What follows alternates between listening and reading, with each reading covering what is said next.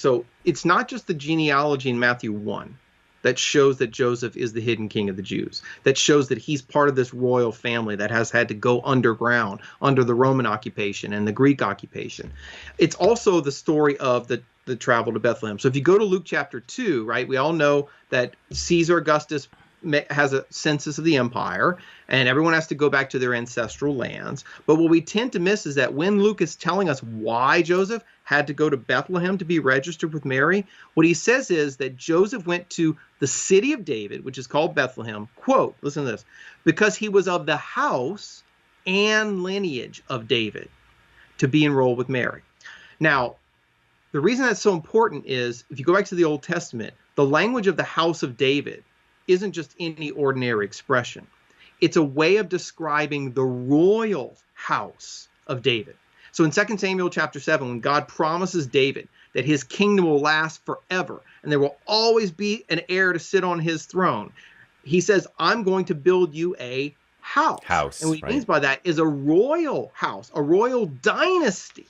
So in light of that prophecy about the house of David in 2 Samuel chapter 7, if you fast forward to the 1st century AD, at the time of Joseph and Mary, at the time of the birth of Jesus, what every first century Jew is waiting for is not simply for the Messiah to come, in the sense that the Savior is going to come again. They're waiting for the heir to the throne of David to appear. They're waiting for him to be revealed, right? And so what the genealogy of St. Matthew in chapter 1 is telling you, it's revealing that this guy that you thought was just this humble carpenter from Nazareth, right, is actually the true King of the Jews. He's the heir to the throne. He is the hidden king. And therefore his son, right, who is his son by adoption, right? He's not the biological father of Jesus, but he's the legal father of Jesus, which in first century Judaism would have been real sonship, right? Is going to be the one who inherits the throne of David and brings or inaugurates the coming of the kingdom of God. Now, if you have any doubts about that, you actually don't just have to take Matthew 1 or my word for it. You can look at Luke chapter 2. Remember the famous story of Joseph and Mary going down to Bethlehem, right? I think, again, most of us are familiar with the fact that the reason they go to Bethlehem is because Caesar Augustus has a census, and it says that everyone has to go back to their own city, right? And it's Joseph's own city was Bethlehem. But what we miss is in Luke chapter 2, verse 4, it says that Joseph went to the city of David, quote, which is called Bethlehem, because he, Joseph, was of the house and lineage of David, right? The oikos is the Greek word there. Now, if you've ever been to England, and if I went to England today, right, it might be hard for us as Americans to grasp this, but if you went to England and you said, I'm of the house of Windsor, what does it mean? It's not a description of the house you happen to live in. It means that you are royalty, that you're part of the royal house. It's that you're part of the royal family. So when Luke says that Joseph wasn't just of the lineage of David, it wasn't just that his line went back to David somehow, but that he was of the house of David, he's telling you that he is the heir to the throne. In other words, Joseph wasn't just a carpenter, Joseph was royalty. You know, one of the things that pops into my head is you reference back to 2 Samuel 7, and you have David who's actually requesting to build the temple. He wants to build the house for God, right? And God says, no, yep. I'm going to build you a house. And he's referencing what you're talking about with a royal line. And of course, under Joseph, we have that temple manifested in Jesus Christ. He is the house, right? The son of David. And so I was just thinking about those connections. It's beautiful stuff. So let's talk a little bit more about this going to Bethlehem for the census, and that because there would seem to be an element of danger in the fact, perhaps, that Joseph going back to Bethlehem in order to enroll in the census and all that, because he's trying to keep his identity secret. Am I off base in that, or what exactly is going on there? Yeah. Okay. So again, we have these popular Christian conceptions. When most of us think about the journey to Bethlehem, we get very focused on Mary and the donkey and her being uncomfortable because she's pregnant, right? And which is not in the Bible, but it makes it's understandable that we'd imagine that. But we forget about Joseph. Because Joseph's going to to town of Bethlehem. He's part of the royal family. He's part of the underground royal family, right? And he knows that it's dangerous to be in the south. Why? Well, because there's another king sitting on the throne right up the street in Jerusalem, and his name is Herod the Great. All right. And so if we go back to the Gospel of Matthew chapter 2, you can see this really clearly in the story of the Magi. When the Magi come from Egypt, because they've seen the star in the east and they say, hey, this is a sign that the King of the Jews has been born, they come to Herod and they say something that is very insulting. They say, quote, where is he who has been born King of the Jews, end quote. Now, why would that be an insult? It's because as Herod would have known, and as Joseph would have known, in fact, as any first century Jew would have known, Herod the Great was not born King of the Jews. Herod was made King of the Jews by the Romans. He was what we call a puppet king. In other words, the Romans, whenever they would conquer foreign territories, they would often set up these puppet kings, basically local leaders who they would make to be kings so that they could rule over the people and more effectively than a foreign overlord might do. If you put too many foreigners in power, the people might rebel. So they would put these local overlords in power and they would call them kings. That's Herod the Great.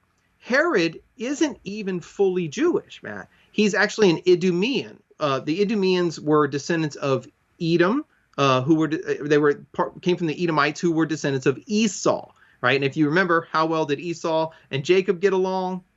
Not too good. So that's kind of what the tensions of the relationships were like between the Idumeans and the Judeans, the actual descendants of Judah, the real heirs to the family of Judah. So basically, Herod is a half Jew who was made king by pagans, who doesn't belong to the royal family. He's not part of the family of David, and he has no legitimate claim to the throne. And so these Gentile magi come and say, hey, where's the guy who's been born King of the Jews? And Herod pretends to be interested, but he would have recognized this is a total political threat to his power. So Joseph, as the rightful heir, is also in danger whenever he's in the shadow of Herod the Great. And Herod the Great was not a good man. In fact, he was a very, very bad man as we see the story play out. So let's talk about something that I found really fascinating when I was listening to your talks on the Hidden King. And let me back up a second. A lot of modern scholars try to debunk the slaughter of the innocents, right? And that ties into all of this. And they say, oh, there's no way that could happen. Who's going to do that, et cetera, et cetera. And you say, no, that's bunk. Look at who Herod is and what he did, and you can figure out exactly why all this happened. So flesh that out for us. Okay, right. So we all know the story of the massacre of the infants, and I think most readers recognize that this is a tragic tale of a wicked king who executes all these children in Bethlehem in order to preserve his own power and preserve his own throne.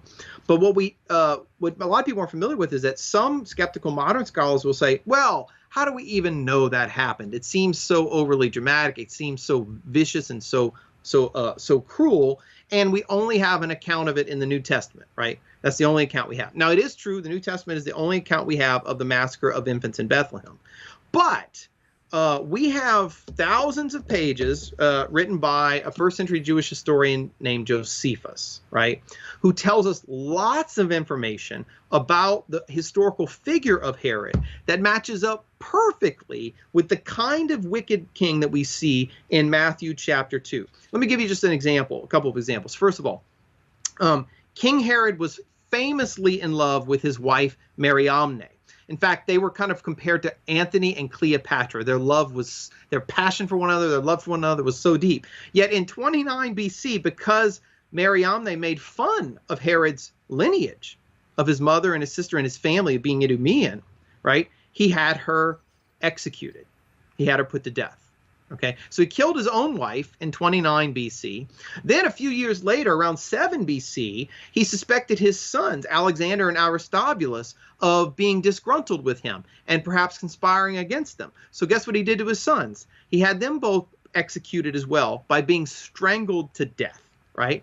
And then third, right before Herod dies, after he issues the execution orders for another one of his sons, his last act on earth, according to Josephus, before he died, was that he recognized that all the Jews hated him and that no one was going to mourn when he died. And he knew he was about to die. So what he did was he gave his soldiers an order to execute one member of every household throughout Jerusalem and Judea as soon as he died, so that all of the city and all of the territory would mourn for him on the day of his funeral. There would be mourning in every household so that people, because he knew they'd be celebrating when he was dead. Yeah, there's no way they're going to carry that out, right? Because people are going to be killing their own family and friends, right? No, that's exactly right. As soon as he died, they didn't carry out the order. But the point is that Herod gave the order, right? So if a man would execute his own wife, who he's passionately in love with because he thought she was a threat to the throne, if he would execute his own sons, have them strangled to death because he thought they were a threat to the throne, if he would have one person of every family executed on the day he died so that people would mourn for him, do you think that guy is not going to send soldiers down to Bethlehem to execute some infants, some 2-year-olds and babies, because he'd heard a rumor that the Messiah was born in Bethlehem?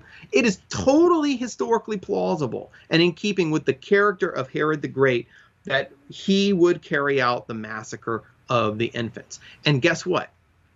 Joseph knew Herod had killed his own wife.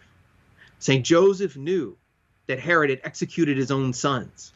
So when Joseph is in Bethlehem, he knows that the one who is being born to him, the child being born to him as Messiah, is a threat to the guy down the street sitting on the throne in Jerusalem. So the whole scene, it's very dramatic. We often think of like the infancy narratives as the battle between, so to speak, Jesus, the true king, and Herod, the wicked king. And that's true. But actually, Jesus is still just a baby. The real battle here is between Herod, the fake king of the Jews, and Joseph, the true king of the Jews, who's got to safeguard and protect the heir to the throne, the Messiah.